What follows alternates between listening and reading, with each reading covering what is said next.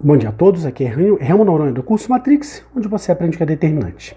Bem, antes da aula propriamente dita, eu queria me desculpar porque meu microfone de lapela morreu, então problema técnico aí, a gente voltou para o headphone, isso significa alguma perda de qualidade aí no som. Então vocês me perdoem, mas espero resolver isso em breve, tá? Talvez a gente fique com algumas aulas assim até o novo microfone de lapela chegar. Bem, a aula propriamente dita, hoje vamos falar sobre capacitores, blindagem eletrostática, poder das pontas, para-raios, raios e trovões, beleza? Bem, primeiro a gente tem que entender o que é capacitância, tá legal? Se eu tenho uma esfera, digamos que ela esteja eletrizada positivamente, as cargas vão se espalhar na superfície, tudo isso como a gente já viu anteriormente. Só que a possibilidade de uma esfera segurar uma carga não é infinita. Vai chegar um determinado momento, você vai colocar tanta carga aí que parte dessa carga vai ser despejada, tá legal? Então,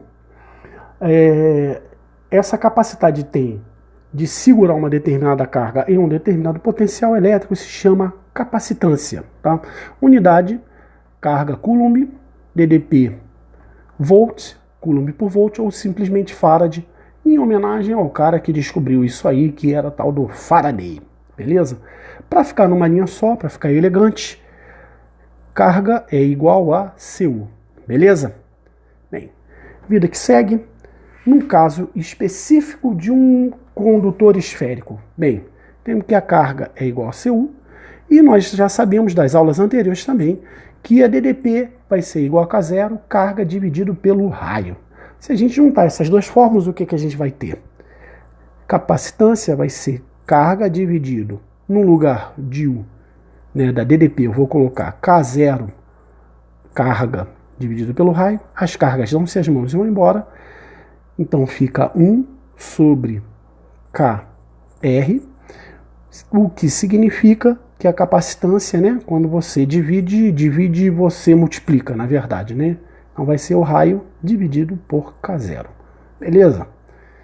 Bem, isso aí nos possibilita saber qual é a capacitância de um condutor esférico levando em consideração o raio, uma vez que K0 é uma constante, beleza?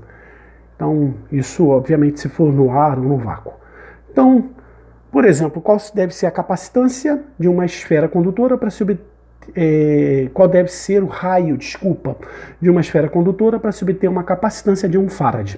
Bem, capacitância de 1, o raio é o que você quer saber, K0, 9 vezes 10 a nona, então o raio tem que ser de 9 vezes 10 a nona metros, uma monstruosidade. Vou passar para quilômetros para parecer razoável, então tem que dividir por 1000. Então 9 vezes 10 a sexta quilômetros. Gente, é quilômetro para raio. O negócio a esfera teria que ser monstruosa, tá legal? Tem um nível aí planetário. Bem, então a gente vai trabalhar normalmente com frações da capacitância, né? Então lembrando aí que a gente pode trabalhar com milifarad, ainda já é muito, né?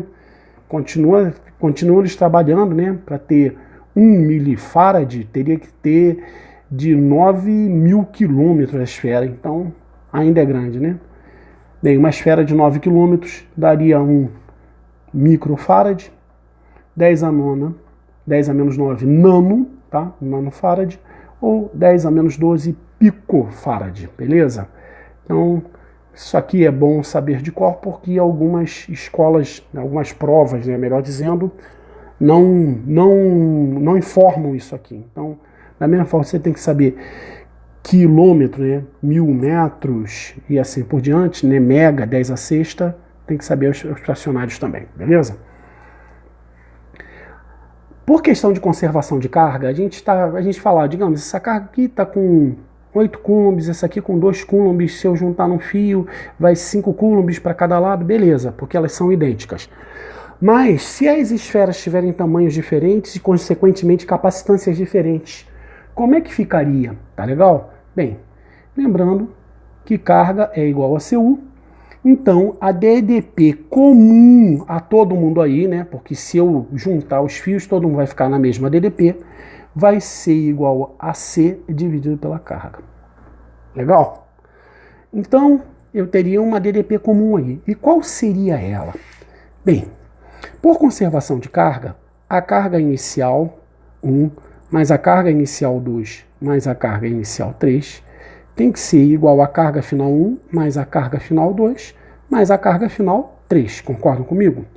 Só que a carga inicial 1 vai ser a capacitância 1 multiplicado por uma DDP comum. Melhor dizendo, pessoal, quem vai ser comum são as cargas finais, então eu não poderia ser carga inicial, mas como a capacitância é a mesma, a conta é a mesma, tá? Então eu falei uma besteira aqui, deixa eu começar do zero. Ó, essa carga 1 aqui vai ser a capacitância 1 vezes a DDP comum. Agora sim, ó, essa DDP que é comum a todos eles quando ligou os fios, tá? A capacitância 2 vezes a DDP é a carga 2 e a capacitância 3 é a DDP multiplicado pela carga 3, beleza? Então, tudo isso é igual ao somatório das cargas, tanto faz se antes ou depois, porque por conservação de carga, a soma das cargas tem que ser igual. Então, a DDP vai ser o somatório das cargas, então Q1 mais Q2 mais Q3, ou Q01, Q02 mais Q03, tudo isso dividido pelas, ó, coloquei o U em evidência, dividido por C1 mais C2 mais C3. Se por um acaso tivesse uma carga 4 aqui, uma capacitância 4 aqui, também daria certo. Era só você continuar o raciocínio. Beleza, pessoal? Ok, então vamos fazer um exercíciozinho desse aí para vocês verem como é que funciona, tá? Então, eu tenho uma esfera aí com capacitância de 2 milifarad, outra com capacidade de 6 milifarad, uma com uma carga de 600 microcoulombs e a outra com a carga de 400 microcoulombs, tá legal? Então, a soma das cargas, tanto antes quanto depois, vai ter que ser 600 mais 400, 1000 microcoulombs. Até aí alguém está chateado comigo? Só somar as cargas.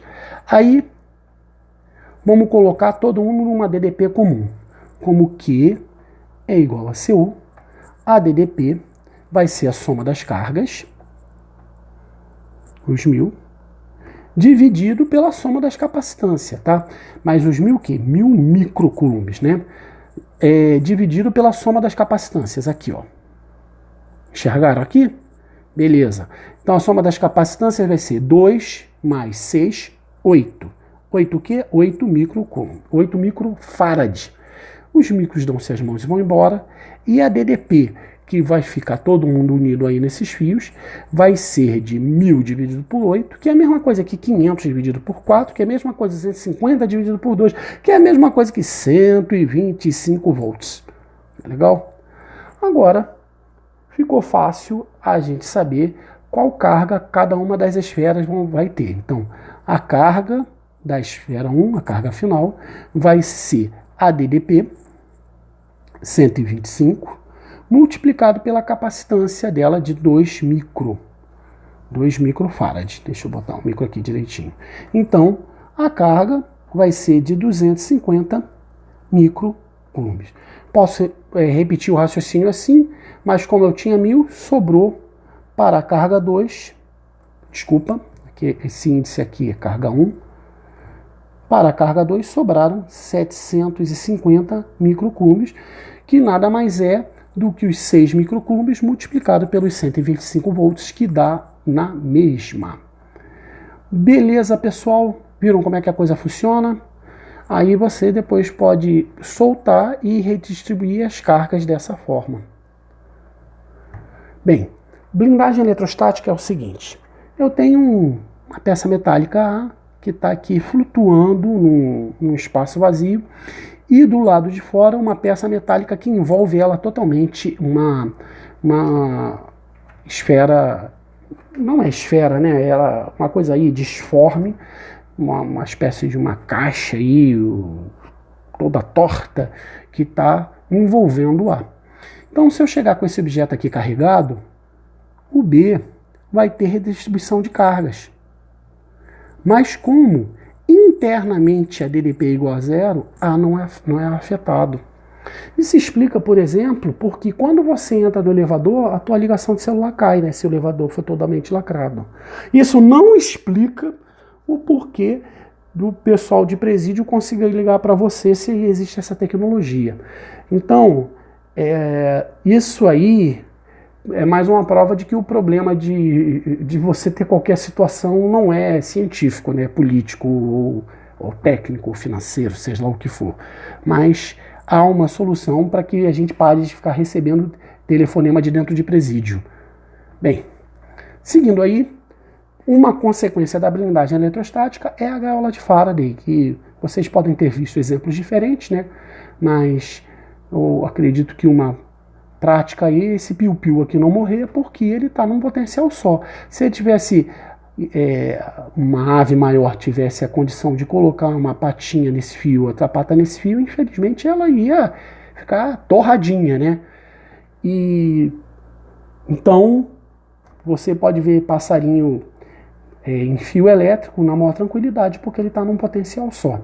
Da mesma forma, se esse ônibus aqui, infelizmente, bateu no poste, um fio está tocando aqui, carregando o ônibus, ele também está num potencial só, porque ele está isolado do chão. Então, se chegar a equipe de bombeiros aqui, tá?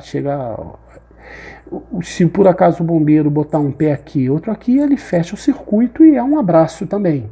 Mesma situação que eu falei do passarinho.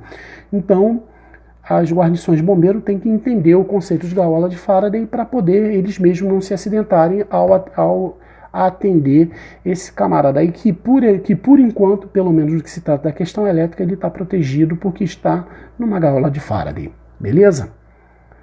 Seguindo aí. Bem, raio.